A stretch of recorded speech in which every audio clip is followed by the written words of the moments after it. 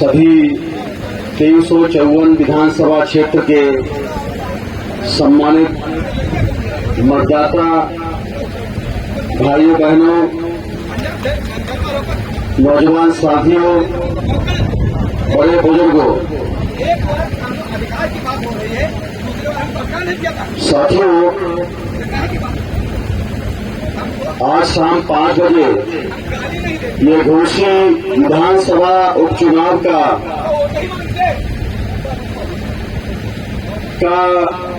चुनाव प्रचार प्रसार का कार्यक्रम बंद हो जाएगा और कुछ ही घंटे बाकी रह गए हैं इस चीज में। साथियों,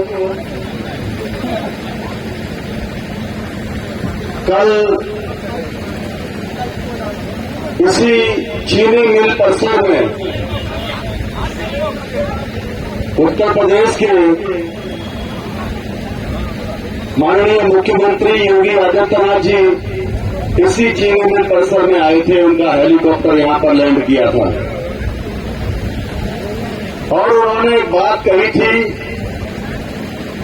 कि भारतीय जनता पार्टी के प्रत्याशी को विकास के नाम पर वोट डालिए। इनका विकास क्या है? गरीबी का विकास। भुखमरी देश में फैल रही है, उत्तर प्रदेश में फैल रही है। अभी हमारे एक साथी ने कहा यहां मंच से सांडों का विकास हो रहा है। सड़कों पर बेलगाम सांड घूम रहे हैं, मौत बन करके वो छाए रहते हैं, पता नहीं किस तरफ से किसकी मौत आ जाए। भुखमरी, बेरोजगारी, छोटा जानवर घूम रहे हैं, इनमें विकास हो रहा है। कोई मुद्दा नहीं है इन लोगों के पास में। तमाम सरकारी मशीनरी प्रोटोकॉल के नाम पर शासन सत्ता में बैठे हुए लोगों की खिदमत में लगे हुए हैं। अनुशासन क्या होता है, ये इस जनसभा में आकर के उनको देखना चाहिए। ये सेल्फ डिसिप्लिन्ड लोग हैं। जहां पर पुलिस प्रशासन के लोग, तमाम लोग लगे रहते हैं,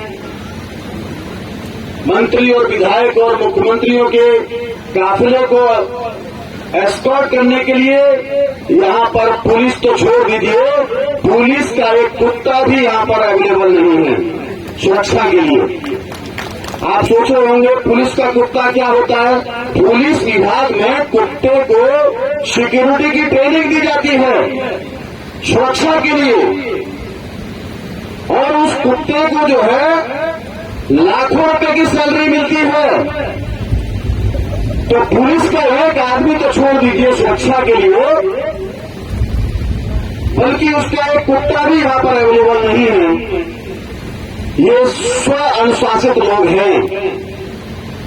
इसे कहते हैं अनुशासन, इसे कहते हैं कानून का राज। लॉ एंड ऑर्डर क्या होता है? आप लोग पिछले 3 घंटे से कार्यक्रम देख रहे हैं। एक एक मिनट की कीमत क्या होती है वो आप लोगों ने यहां पर देखा होगा। एक एक सेकंड की कीमत को आप पहचान रहे होंगे। साथियों, कानून का राज उत्तर प्रदेश में नहीं है। गुंडे मुरारियों को, बलात्कारियों को, हत्यारों को संरक्षण दिया जा रहा है और निर्दोष लोगों के एनकाउंटर हो रहे हैं। पिछड़ी जाति के लोगों के एनकाउंटर हो रहे हैं। लोगों के घरों पर बुलडोजर चलाए जा रहे हैं।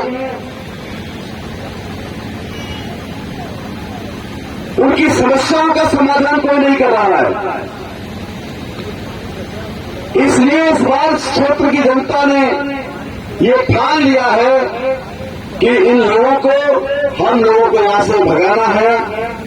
जो मुंगेरी लाल के सपने देख रहे हैं, कि 8 तारीख को भारतीय जनता पार्टी का विधायक बनेगा, चील कौओं की तरह इनके हेलीकॉप्टर उड़ रहे हैं, सैकड़ों गाड़ियों के काफिले सड़कों पर दौड़ रहे हैं और इनकी गाड़ियों में और हेलीकॉप्टरों में दोस्तों डीजल पेट्रोल नहीं जल रहा है, बल्कि इन गरीब समाज के लोगों का खून जल रहा है। बहुत दुखद बात है, 75 साल में इन गरीबों के सर छुपाने के लिए मकान नहीं है। आज भी छप्परों में मढ़ियों में अपनी जिंदगी व्यतीत कर रहे हैं हमारे गरीब समाज के लोग, और ये कहते हैं हम लोगों ने आपको पक्के मकान दिए। कहाँ है? मैं देख रहा हूं इस घोसी विधानसभा क्षेत्र में 243 सेंटर हैं, 455 बूथ हैं, लगभग 150 गांव के अंदर मैं जाके आया हूं। हिम्मत नहीं है किसी प्रत्याशी की जो अपनी गाड़ी से नीचे उतर करके 2 लफ्ज भी समाज को बता सके कि मैं आपके लिए ये करने आया हूं। फेफड़े फट करके उनके जमीन में गिर जाएंगे गस खा करके। घर घर जाकर के मैंने मेरे समाज के लोगों को ये पर्चे देने का काम किया है, ये गारंटी दिया है कि अगर प्रवीण प्रताप सिंह को आप लोग यहाँ से चुन करके भेजते हैं तो इस स्टैम्प पेपर पर लिखित या नोटरी किए हुए हलफनामे पर लिखित मैं एक एक बिंदु पर शब्द सा आपका अक्षर से पालन करूंगा, और अगर नहीं करता हूं तो मेरे खिलाफ में आप FIR करिएगा। 5 मिनट के अंदर में लाखों FIR हो सकती हैं। ये यकीन दिलाने का काम मैंने पिछले 15-20 दिन के अंदर में घोसी विधानसभा क्षेत्र के मतदाताओं को किया है, मेरी बहनों को किया है। इसलिए इनकी रातों और दिन की नींद हराम हो रही है। ये सपने देख रहे थे मंगेरी लाल के कि हमारा विधायक बनेगा। सफाई लोग कह रहे 70,000 से ज्यादा हमारी जीत हो रही है, तो क्यों नहीं जीत लिया? आप तो सरकार बना रहे थे 2022 में। अखिलेश भैया तो यहां तक कह रहे थे कि रात भर श्री कृष्ण जी मेरे सपने में आते हैं, बस केवल शपथ विधि का कार्यक्रम बाकी रह गया है। सरकार तो समाजवादी की बनने वाली है, क्यों नहीं बना लिया? फिर इनके बस की बात नहीं है भारतीय जनता पार्टी को रोकना। ये संविधान चलाने वाली जो पार्टी है, ये संविधान को बदलने वाली बात करने वाली जो पार्टी है, इस संविधान की कसम खाते हैं भाजपाई लोग और उसी संविधान को बदलने के लिए काम करते हैं। ऐसी इनकी जो दोहरी नीति है, इनका दोहरा चरित्र है, इन दोहरे चरित्र वाले लोगों को सबक सिखाने की जरूरत है साथियों। इनकी करनी और कथनी में अंतर है। शरेआम संसद मार्ग पर दिल्ली के अंदर में संविधान की प्रतियों को जलाया गया। हमको मौका मिलेगा साथियों, आज नहीं तो कल जरूर मिलेगा। ऐसे संविधान द्रोहियों को फांसी के तख्ते पर पहुंचाने का काम हम लोग करेंगे। अक्सर नहीं तो संविधान के साथ द्रोह करने का काम करते हैं और उसी संविधान की कसम खाते हैं, संकल्प लेते हैं, उसी संविधान को खत्म करने के लिए काम कर रहे हैं। ये देशद्रोही और संविधान द्रोही लोग हैं। इनको किसी भी कीमत पर हम माफ करने वाले नहीं है, देश की जनता माफ नहीं करेगी। साथियों, करोड़ों रुपया पानी की तरह बहा करके चले गए हमारे उत्तर प्रदेश के मुख्यमंत्री जी योगी आदित्यनाथ जी। अगर उसी पैसे को इस क्षेत्र के विकास के लिए लगवाया होता तो आपको अगर हेलीकॉप्टर आकर के उड़ा करके आपको वोट मांगने की जरूरत नहीं पड़ती। जनता आपको बगैर ही ऐसे ही चुनवा के भेज देती। सैकड़ों मंत्री लगे हुए हैं। डिप्टी CM साहब को देखा होगा आपने प्रचार करने के लिए, जिनके नाम पर भारतीय जनता पार्टी ने चुनाव लड़ने का काम किया 2022 का। केशव प्रसाद मौर्य जी के नाम पर चुनाव जीता, पिछड़े वर्ग के व्यक्ति के नाम पर। और जब मुख्यमंत्री बनाने की बात आई तो केशव प्रसाद मौर्य जी को मुख्यमंत्री तो नहीं बनाया, मगर स्टूल मंत्री जरूर बनाया। उनको कुर्सी तक नहीं दिया गया, मंच पर स्टूल पर बिठाया गया। इतना घोर अपमान पिछड़ी जाति के लोगों के लिए इस भाजपा के लोगों ने किया। एक बाहरी व्यक्ति को, योगी आदित्यनाथ जी को उन्होंने मुख्यमंत्री बनाया, मगर पिछड़े वर्ग के लोगों का साथ लिया। मौर्यों ने, कुशवाहाओं ने निशानों ने, राजभरों ने भर भर के साथ दिया भाजपा का। और उसके बाद में वो सोच रहे थे कि हमारे पिछड़ी जात का कोई आदमी मुख्यमंत्री बनेगा, मगर इस्तेमाल किया और फेंक दिया, यूज एंड थ्रो। आज से नहीं, 1992 से पिछड़े वर्ग के लोगों का ये कांग्रेस और भाजपा जो सरकार चलाने वाले लोग हैं इस्तेमाल कर रहे हैं। आज भी हमारे बहुत सारे लोगों को ये बातें समझ में नहीं आती। जब मंडल कमीशन के अधिकारों की बात थी तो उस समय इन्होंने वो लड़ाई को मंडल के अधिकारों की बजाय हमारे लोग जागरूक हो जाते हैं, पिछड़े वर्ग के लोग, उनको कमंडल में बदलने का काम किया। मंदिर वहीं बनाएंगे, रामलला हम आएंगे, मगर तारीख नहीं बताएंगे। इसके आधार पर तमाम पिछड़े वर्ग के लोगों का हमारा इस्तेमाल किया। अब मंदिर बन गया है। मैं पिछड़े वर्ग के भाइयों से पूछना चाहता हूं, कितने हमारे ओबीसी के भाइयों का नाम उस समय बड़े बड़े दिग्गज नेता थे, कल्याण सिंह लोधी जी थे, विनय कटियार जी थे, उमा भारती जी थी, तमाम पिछड़े वर्ग की जातियों के लोग थे उस समय उस मस्जिद को ढहाने में। मगर जब पिछड़े अब मंदिर बन गया है तो वहां पर एक भी पिछड़े वर्ग के व्यक्ति का नाम उस ट्रस्ट में नहीं रखा गया है। यूज एंड थ्रो है। हिम्मत किसी की जो ओबीसी की जाति अध्यक्ष मुन्ना की बात कर सके, पिछड़े वर्ग के तमाम लोग हैं उनके पास में बात नहीं कर सकते हैं, हिम्मत नहीं है। साथियों, मैं बताना चाहता हूं, अपने मुस्लिम भाइयों को भी मैं ये बात समझाना चाहता हूं। आज मेरे मुसलमान भाई क्यों साथ दे रहे हैं? इसलिए साथ दे रहे हैं क्योंकि मैं भी मजलूम हूं, मजलूम समाज से बिलोंग करता हूं, कमजोर वर्ग का हूं। और मुस्लिम समाज के लोगों के ऊपर भी अन्याय अत्याचार होते हैं, वो भी मजलूम है। मजलूम मजलूम भाई भाई, आप भी मजलूम हो, सताए हुए लोग हो। पहले आप मजलूम नहीं थे, मुस्लिम समाज के लोग हो। 1948 के बाद में जब से इस देश को 1947 की तथाकथित आजादी मिली है, उसके पहले शासन प्रशासन में आपकी हिस्सेदारी 33% हुआ करती थी। पहले मजलूम नहीं थे, आप शासक थे, मगर उसके बाद में आपको सेकुलरिज्म के नाम पर बीजेपी का, आरएसएस का डर दिखा करके आपको मजलूम बनाया गया और आपका यूज एंड थ्रो किया गया, इस्तेमाल किया गया। मेरे भाइयों, एक पार्टी सांप्रदायिकता के नाम पर डर दिखाने का काम करती है, दूसरा जो है उसका दोहन करने का काम करती है। इस तरीके से ये डर का फैसला आप लोगों को लेने की जरूरत नहीं है, डर की वजह से फैसला नहीं लेना चाहिए। अल्लाह ताला की बात को मानिए। उन्होंने कहा है मजलूम के साथ खड़े हो जाइए और इन सालिमों का बंदोबस्त करना है, मगर आप लोगों ने अल्लाह ताला की भी बात को नहीं माना है। आज आपको वो बातें समझ में आ रही हैं। इसलिए साथियों, आप लोग एक मजलूम के साथ मिलकर के अपनी लड़ाई लड़ेंगे। आपके साथ में ही मॉब लिंचिंग हो रही है, मैंने स्टैम्प पेपर पर लिख के दिया है, किसी माल के लाल की हिम्मत नहीं है। कम्युनल वायलेंस प्रिवेंशन एक्ट बनाऊंगा, योगी जी की सरकार को चलने नहीं दूंगा, विधानसभा में जाकर के ईंट सीट बनाने का काम करूंगा।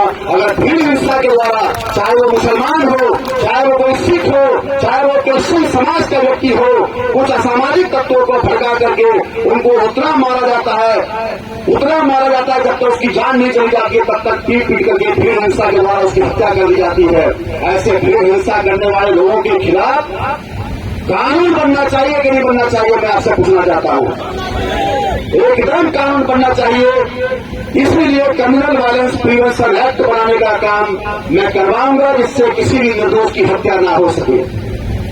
ये तमाम बातें साथियों, आज हम इन मुद्दों के माध्यम से 13 सूत्रीय घोषणा पत्र लाखों लोगों तक मेरे साथियों ने अपने आप से फोटोकॉपी करा करके लोगों तक पहुंचाने का काम किया है।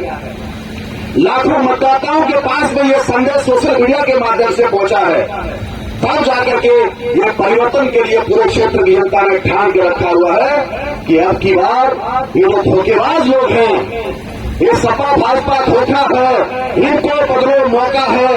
ये गांव गांव के अंदर में भी नारा चल गया है। अब इनकी वो मुंगेरी लाल के सपने पूरा होने वाले नहीं है। इसलिए आप अपने सही प्रत्याशी का चुनाव, लड़ाकू आदमी का चुनाव करने के लिए क्षेत्र की जनता ने पूरे मन में ठान के रखा हुआ है कि आने वाले 5 तारीख को चुनाव निशान खटिया के सामने वाला बटन दबा करके भारी से भारी बहुमत के साथ में प्रवेंद्र प्रताप सिंह को आप चुनवा करके भेजेंगे, जिससे आपकी आवाज विधानसभा में बुलंद हो सके। ये काम आपको करना होगा। क्या आप लोग इसको करने के लिए तैयार हैं? यहाँ बैठे हजारों की संख्या में साथी, लाखों की संख्या तक ये मैसेज जा रहा है। सोशल मीडिया के माध्यम से, मीडिया के माध्यम से ये तमाम लोगों तक जहां तक मैसेज जा रहा है, आप अपने नातेदार, हित रिश्तेदारों को सबको टेलीफोन करके बताएंगे। एक एक व्यक्ति कम से कम 100 वोट डलवाने का काम करेगा। ऐसा आप लोग करने वाले हैं। मैं कुछ चंद नारों के साथ में आपका समर्थन लेकर के अपनी बात को यहीं पर खत्म करूंगा। क्या आप लोग मेरा साथ देने के लिए तैयार हैं? रोजी रोटी दे न सके जो, बिजली पानी दे न सके जो, शिक्षा रोजगार दे न सके जो, सड़क खरंजा दे न सके जो सरकार निकम्मी है, जो सरकार आपको रोजी रोटी, सड़क, मकान, खर्चा नहीं दे सकती, ऐसी निकम्मी सरकार को हम 2027 में बदलेंगे। पहले आपको अपना विधायक बदलना होगा। क्या आप लोग विधायक बदलने के लिए तैयार हैं? यहाँ से एक्जैक्टली साथियों, वोट हमारा, राष्ट्र तुम्हारा। वोट हमारा है, देश के बहुसंख्यक लोगों का है, मगर विधायक किसका बनता है, राज किसका चल रहा है? ये बिल्कुल चलने वाला नहीं है। इस कोशिश से आपको इस परिवर्तन की सीढ़ी को आपको तैयार करना है। वोट हमारा, विधायक तुम्हारा। नहीं बनेगा, नहीं बनेगा, बिल्कुल नहीं बनने देंगे। एक घोषी की जनता ने संकल्प लिया हुआ है साथियों, ऐसा काम आप करेंगे। ईवीएम के सामने 8वें नंबर का बटन दबाने के बाद में तुरंत ही वहां से आपको जाना नहीं है। कम से कम 7 सेकंड तक आपको रुकना है। बटन ईवीएम के सामने नीला दबाएंगे, लाल बत्ती उसके सामने जलेगी, पी की आवाज निकलेगी, उधर ही खड़े रहना है जब तक दूसरी वीवीपैट मशीन में आपको खटिया का चिन्ह दिखाई नहीं दे, तब तक आपको वहां से जाना नहीं। मैं खास तौर पर अपनी माताओं और बहनों को कहना चाहूंगा, इधर पी की आवाज आती है, उधर अधिकारी कहते हैं चाहिए अम्मा, हो गया, वोट हो गया। नहीं, ये आपका अधिकार है। 7 सेकंड के अंदर वो पर्ची सामने दिखाई देगी आपको। खटिया का बटन दबाएंगे, खटिया के सामने वाला बटन आपको पर्ची दिखाई देनी चाहिए। वो छोटी सी कांच की विंडो होगी, वो खिड़की में आपको पर्ची दिखाई देगी, उसी में कट करके गिर जाएगी। अगर खटिया के सामने वाला बटन दबाया और वोट भाजपा को जा रहा है, जैसा कि पिछले चुनावों में होता गया है, तो दोस्तों आप समझ लीजिए आपके साथ में धोखाधड़ी हुई। ये धोखाधड़ी किसी भी कीमत पर हम होने नहीं देंगे। जैसे कर्नाटक से दिवाली की तरह दिए चाटते हुए भाग गए, गधे के सिर पर जैसे सींग गायब हो जाते हैं, वहां से कर्नाटक से इनको भागना पड़ा भाजपाइयों को, और वहां सरकार बदल गई। उसी तरीके से यहां से भी इनको भागना पड़ेगा। अगर सही चुनाव होता है तो आप लोग इस चुनाव को करवाएंगे सही तरीके से। और मैं माननीय चुनाव आयोग के समस्त अधिकारियों से भी अनुरोध करता हूं, किसी भी प्रकार की गड़बड़ी नहीं होनी चाहिए। इसके लिए आप लोगों को निष्पक्ष, पारदर्शी और चुनाव कराने की जिम्मेदारी माननीय चुनाव आयोग ने, संविधान निर्माताओं ने आपको लगाई है। आप इस पर अमल करेंगे, ऐसा मैं आपसे अनुरोध करता हूं। बहुत बहुत धन्यवाद। जय मूलनिवासी, जय भारत साथियों। Thank you.